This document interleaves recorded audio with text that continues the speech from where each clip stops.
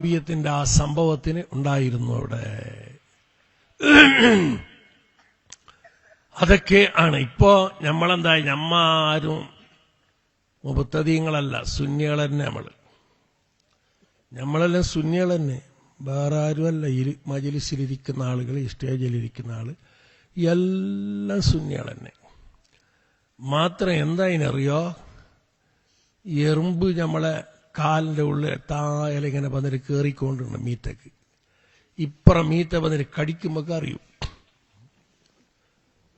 അള്ളാഹുവിന്റെ നബി സല്ലല്ലാഹു അലൈഹി വസല്ലം തങ്ങൾ പറഞ്ഞതാണ്, നിങ്ങളിലേക്ക് ബിദ്അത്ത് കടന്നു വരും. ഏതുപോലെ നിങ്ങളറിയില്ല, ഉറുമ്പ് കയറും പോലെ ബിദ്അത്ത് കയറൂ. നമുക്കെല്ലാം ബിദ്അത്ത് കയറിയിട്ടുണ്ട്. ഇപ്പോ ഇവിടെ ഖതീബുമാരും മുഅദ്ദിനുമാരും കുറെ ആളുണ്ടാവും, അല്ലാത്തവരുണ്ടാവും. അവരോട് ചോദിച്ചു നോക്കാം, ഈ റമദാൻ കഴിഞ്ഞ്, അതിന്റെ മുന്നത്തെ വിഷയം വേണ്ട, റമദാൻ കഴിഞ്ഞതിന് ശേഷം ആരെങ്കിലും ഒരു പൊരയിൽ മൊഹീദി മാല പാടാൻ, അല്ലെ ബദർ മാല പാടാൻ, അല്ലെ നഫീസ മാല പാടാൻ വേണ്ടി നിങ്ങളെ വിളിച്ചിട്ടുണ്ടോ? ഉണ്ടാവില്ല, ഇല്ല. മാലയും മൗലിദും എല്ലാം പോയി. പണ്ടോ പ്രസവവേദനന്റെ സമയത്ത് ബദർ മാല പാടലാണ്, നഫീസ മാല പാടലാണ്. അത് തീരുമ്പോഴേക്ക് അല്ലേ പ്രസവിച്ച് കഴിഞ്ഞു. ഇപ്പൊ ആശുപത്രി വേണ്ട, അസുർ കൊണ്ടെണ്ടാന്ന് ഞാൻ പറയുന്നില്ല. കൊണ്ടെണ്ടാന്ന് എനിക്ക് അതിന് ജവാബ്ദാരി ആവാൻ കഴിയല്ല. വേറെ നിങ്ങൾ ആഫത്തായിപ്പെങ്കിൽ കൊണ്ടുപോയിക്കോ, ആശുപത്രി കൊണ്ടോ. എന്നാൽ ആശുപത്രിക്ക് കൊണ്ടുപോയിട്ട് അവിടെ പ്രസവവേദന അടക്കുന്നെന്ന് പറയുമ്പോ ഇവിടെ പൊരയുന്നൊരു ബദർമാല പാടിയാൽ എന്താ പാടിയാല്? അല്ലെങ്കിൽ ആശുപത്രിയിൽ തന്നെ ഒരു സൈഡിൽ ഇരുന്നിട്ട് ബദർമാല പാടിക്കൂടെ? ബദരീങ്ങളെ പേര് പറഞ്ഞൂടെ? എന്താ സാധിക്കാതെ? ഞാനിപ്പോ 5-6 കൊല്ലം മുമ്പ് എന്റെ ഒരു അളിയനെ ഹാർട്ടിന് വല്ലാതെ വിഷമായിട്ട് ആശുപത്രിക്ക് കൊണ്ടുപോയി. അസർക്ക് കൊണ്ടേതാണ്. ഒരു 5 മണി സമയത്തെത്തി. വരുന്ന രാത്രി എന്താണ്, ബറാഅത്ത് രാത്രി, പോകാൻ പറ്റൂല എന്ന് അങ്ങനെ അവിടെ അഡ്മിറ്റാക്കി. മണിക്കൂറുകൾ മാത്രമേ ബാക്കിയുള്ളൂ എന്ന് പറഞ്ഞു. അതേപോലെ ഒരു 9 മണിയാകുമ്പോഴേക്ക് മരിച്ചിന്. ബറാഅത്തിന്റെ അന്ന് രാത്രി അവിടെ തന്നെ ഞാനുണ്ട്, എന്റെ മകനും ഉണ്ട്. അവിടെ നിന്ന് തന്നെ നിസ്കരിച്ചു, അപ്പുറം പോയിട്ടില്ല. താഴെ നിസ്കരിക്കുക, അവിടെ തന്നെ തട്ടം വെച്ച് നിസ്കരിച്ചിട്ട് ഇരുന്നിട്ട് 3 യാസീനോദി. ബറാഅത്ത് രാവിന്റെ യാസീനോദിന്റെ ആശുപത്രിയിൽ വെച്ചിട്ട്. നമുക്ക് എന്താ ആര് തടസ്സപ്പെടുന്നു? പിന്നെ ആശുപത്രിയിൽ യാസീനോദിനേനെ, ബദർമാല പാടുന്നതിന്, നഫീസ മാല പാടുന്നതിന് വേണ്ട. വേറെ എവിടെയെങ്കിലും പൊരയിൽ ഇരുന്നിട്ട് ആയിക്കൂടെ? അതെല്ലാം വിട്ട്. ആ വിട്ടപ്പോൾ നമ്മൾക്ക് പരനാശവും. അതിനൊന്നും വലിയ ഗുണമില്ലാന്ന് ബിദ്അത്ത് നമ്മളിലേക്ക് ഇങ്ങനെ കടന്നു വരുന്നു. മൗലിദിനെ ഉപേക്ഷിക്കൽ, കുത്തുബിയത്ത് വേണ്ടാന്ന് വെച്ചു, റാത്തിബ് വേണ്ട, നേർച്ച വേണ്ട. സഫർ പോകുമ്പോഴേക്ക് ഒരു നേർച്ച അയക്കല് സാധാരണ പതിവാണത്. അതെല്ലാം വിട്ട് ഇപ്പൊ പള്ളീന്റെ അടുത്ത് പോയിട്ട് ഔലിയാക്കന്മാരുള്ള സ്ഥലമുണ്ട്, ഇല്ലാത്തതുണ്ട്. ഉണ്ടോ ഇല്ലേ പള്ളീന്റെ അടുത്ത് പോയിട്ടൊന്നും ദ്വാരക്ക. ഔലിയാക്കന്മാർ ഇല്ലാന്ന് പറഞ്ഞാൽ അറിയപ്പെടുന്ന ആളില്ലാന്ന് മാത്രം.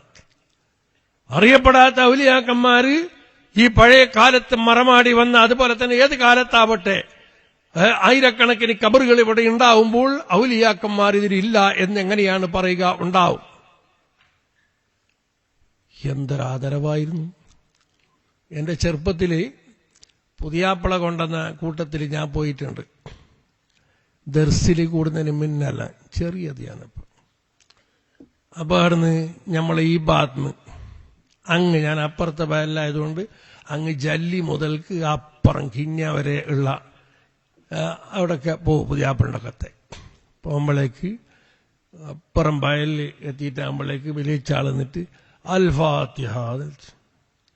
നമുക്കറിയുന്നില്ല, ഒരു ബൈക്ക് നിന്നിട്ട് അൽ-ഫാത്തിഹ എന്ത് ദ്വാരക്കുന്നത്? നമ്മളെപ്പോലത്തെ കുറച്ച് വലിയ ആളോട് ഞാൻ ചോദിച്ചു, എന്ത് കേട്ടോ ദ്വാരക്കുന്നുണ്ട്?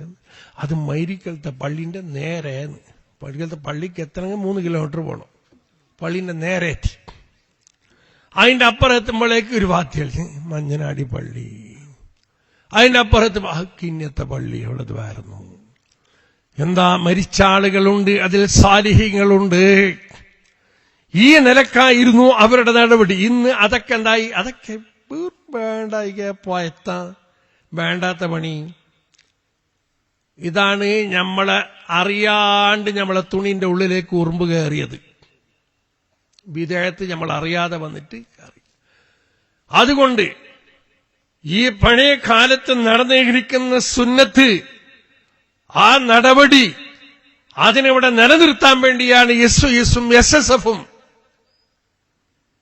വെറുതെ കൊടി പിടിച്ചിട്ട് നടക്കാൻ മാത്രം. കൊടി പിടിക്കണ്ടല്ല ഞാൻ പറഞ്ഞതിന്റെ അർത്ഥം. കൊടി പിടിക്ക, അതാ അതിന്റെ അവസരം. അതിന് മാത്രമല്ല, ഈ സുന്നത്തിനെ നിലനിർത്താൻ വേണ്ടിയാണ് നമ്മളുടെ മുൻഗാമികളുടെ നടപടി. അതാണ് യഥാർത്ഥ ദീൻ. അതാ വഅതസിമൂ ബിഹബ്ലില്ലാഹ് തന്നെ. അതാണ് അല്ലാഹ് നമ്മൾ കിട്ടുന്ന കയറ്. അതേത് പരിശുദ്ധ ദീനുൽ ഇസ്ലാം. അതിനെ നിങ്ങൾ മുറുകെ പിടിച്ചോളണം. എങ്ങനെ? ജമീഅ, കൂട്ടായിട്ട്. എനിക്ക് SSF-ഉം വേണ്ട, SUS-ഉം വേണ്ട. ഞാൻ മുസ്ലിം സുന്നിയ. ഞാൻ സുന്നി എന്ന് പറയുന്നില്ല. പിന്നെ മൗദൂദിയോ വഹാബിയോ അല്ല. പിന്നെ ഞാൻ ഒരു മുസ്ലിം.